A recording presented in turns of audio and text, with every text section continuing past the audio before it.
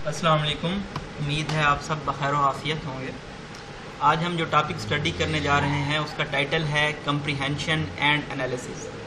इससे पहले हम जो बाकी प्रेसी के टॉपिक्स हैं वो काफ़ी डिटेल से स्टडी कर चुके हैं, जिसमें सेंटेंस करेक्शन आ जाता है। उसके अलावा जो टॉपिक हमने स्टडी की हैं उसमें हम वोकैब को रोज़ाना की बेसिस पे तकरीबन देखते हैं, जिसमें हम एडिटोरियल स्टडी करते हैं, ओपिनियन स्टडी करते हैं, और इसके अलावा हमने पंक्चुएशन मार्क्स पे भी एक डिटेल लेक्चर स्टडी किया था।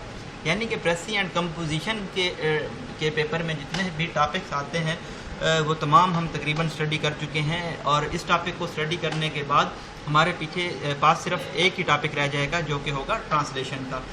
ये तमाम टॉपिक के नाम से मैंने प्लेलिस्ट एक अलग बना दी है ताकि प्रेसी एंड कंपोजिशन के पेपर के लिए आपको मज़ीद आसानी हो। तो कम्प्रीहेंशन होता क्या है? इसमें हमें एक अनसीन पैसेज दिया जाता है और हमारे पास एक लिमिटेड रीडिंग टाइम होता है, और उसको हमने पढ़ के जो क्वेश्चन दिए जाते हैं उसके एंड पे उनको आंसर करना होता है, और पैराफ्रेजिंग के साथ हमने उनको आंसर करना होता है। और अमूमन ये जो पैसेज होता है कम्प्रीहेंशन का, ये काफ़ी टेक्निकल समझा जाता है, और ये जो राइटिंग्स ली जाती हैं कम्प्रीहेंशन के लिए ये किसी भी सब्जेक्ट से ली जा सकती हैं। यानी कि इकनॉमिक अफेयर से भी हो सकती हैं, सोशियोलॉजी से भी हो सकती हैं, political science, psychology, philosophy, English literature या फिर इंटरनेशनल अफेयर्स, कहीं से भी ये पैराग्राफ उठाया जा सकता है और उसमें से आपसे क्वेश्चन पूछे जा सकते हैं। मेन जो पर्पज़ होता है वो कम्प्रीहेंशन का ये होता है कि आपकी जो कम्प्रीहेंशन कैपेबिलिटीज़ हैं रीड करने की, कितना आप क्विकली इसको रीड कर सकते हैं, कितनी आपकी अंडरस्टैंडिंग है टॉपिक की, और उसके बाद आप कंपोजिशन आपकी जो स्किल्स हैं वो इसमें चेक की जाती हैं कि आप किस तरह से पैसेज को पढ़ने के बाद उसमें से किस तरह से आंसर कर सकते हैं। और अमूमन जो आंसर्स होते हैं वो पैसेज के अंदर ही मौजूद होते हैं। कुछ ऐसे टॉपिक होते हैं या कुछ ऐसे एक दो क्वेश्चन होते हैं जो उस कम्प्रीहेंशन के पैराग्राफ में मौजूद नहीं होते, तो आपने उनको खुद से आंसर करना होता है पैराग्राफ के थीम को अंडरस्टैंड करने के बाद। तो कम्प्रीहेंशन को टैकल करने के लिए जो मेन चीज़ है वो है एडिक्वेट वोकैब।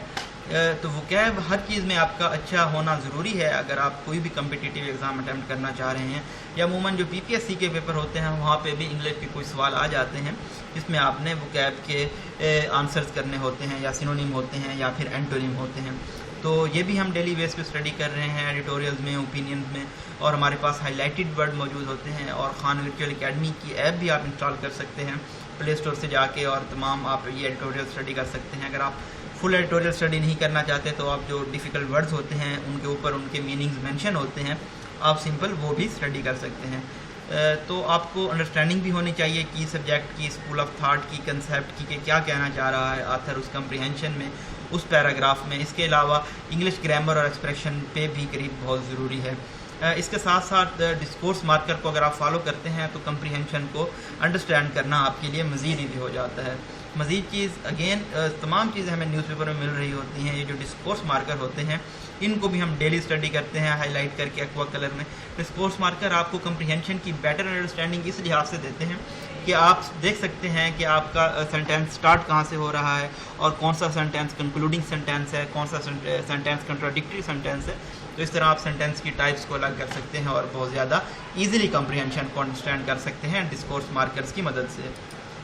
नेक्स्ट हमारे पास कंपोजिशन की बात आ जाती है। तो जब हम आंसर करते हैं तो हम जो ओरिजिनल टेक्स्ट होता है उसको पैराफ्रेज करके लिख लेते हैं ताकि जो प्लेजरिज्म है वो ख़त्म कर दिया जाए, क्योंकि जो कॉपी राइटिंग है, प्लेजरिज्म है, इसको टॉलरेट नहीं किया जाता किसी भी पेपर में। अगेन बात आ जाती है गुड वोकैब की। आपकी वोकैब जितनी अच्छी होगी उतनी आपको पैराफ्रेजिंग में आसानी होगी।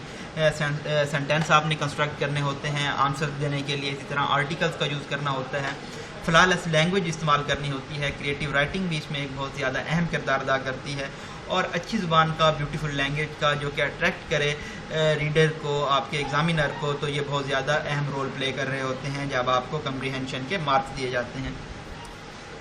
अब अगर हम बात कर लें टाइप्स ऑफ क्वेश्चन की कि किस तरह से सवाल पूछे जा सकते हैं, तो ये डिफरेंट किस्म के क्वेश्चन हो सकते हैं। नरेटिव हो सकते हैं कि नरेटिव क्या रहा है आथर का कम्प्रीहेंशन, इसी तरह से सिंपल डिस्क्रिप्शन के बारे में भी पूछे जा सकते हैं, और आपका एनालिसिस या ओपिनियन भी पूछी जा सकती है। एनालिटिकल जो क्वेश्चन होते हैं इनके आंसर अमूमन अंदर मौजूद नहीं होते, लेकिन जो नरेटिव और डिस्क्रिप्टिव होते हैं ये आपको कम्प्रीहेंशन के अंदर से ही इसके आंसर मिल जाते हैं। इस तरह से फ्रेजेस, वोकैबुलरी कम्प्रीहेंशन ये भी पूछा जा सकता है क्वेश्चन में।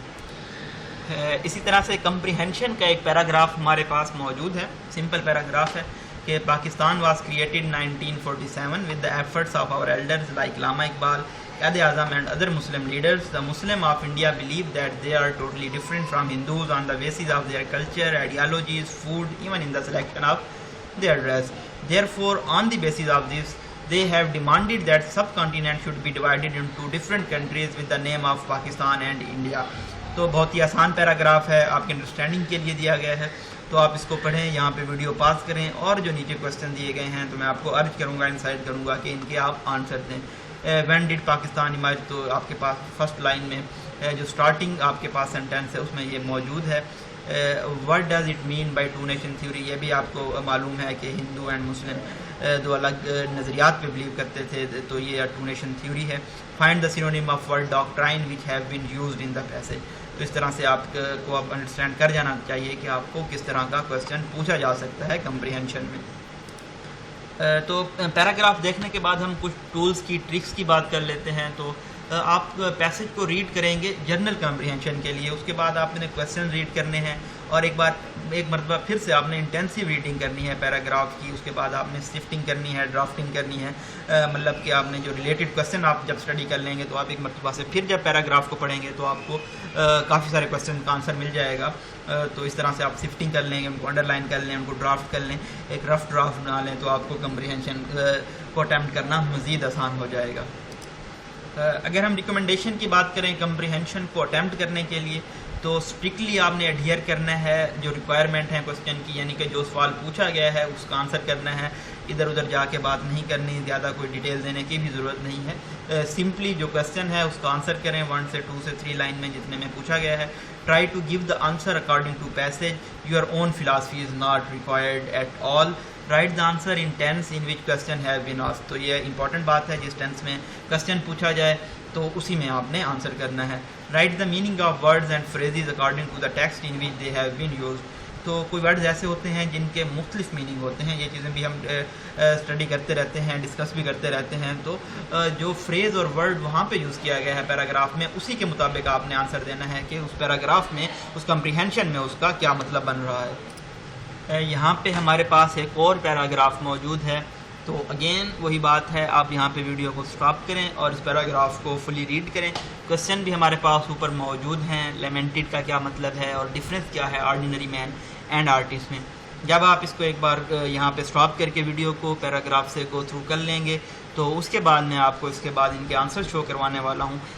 آپ بے شک نہ لکھیں، لیکن آپ ایک بار اپنے مائنڈ میں سوچ لیں گے ان کے آنسرز کیا ہو سکتے ہیں، تاکہ جب آپ اس کے آنسر میں شو کراؤں اور دیکھیں تو آپ کو آئیڈیا ہو سکے کہ آپ کتنا اچھے طریقے سے کمپریہنشن کو اٹیمپٹ کر سکتے ہیں. تو اسی طرح سے اب ہمارے پاس کویسچن 1 کا آنسر بھی موجود ہے یہاں پہ، اور آگے چل کے ہم دیکھتے ہیں کہ کویسچن 2 کا آنسر کیا ہو سکتا ہے. تو یہاں پہ ہمارے پاس کویسچن 2 کا آنسر بھی موجود ہے. جو آپ نے 2 سوال پڑھے تھے اوپر اور پیراگراف پڑھا تھا، تو ان کے ہمارے پاس آنسر یہاں پہ موجود ہیں. تو اب آپ آئیڈیا کر سکتے ہیں کہ جو آنسر آپ نے سوچے تھے اپنے مائنڈ میں، وہ ان سے کتنا ریلیٹ کر رہے ہیں. تو یہ بریف سا انٹروڈکشن تھا، تھوڑی سی انڈرسٹینڈنگ تھی کمپریہنشن کی.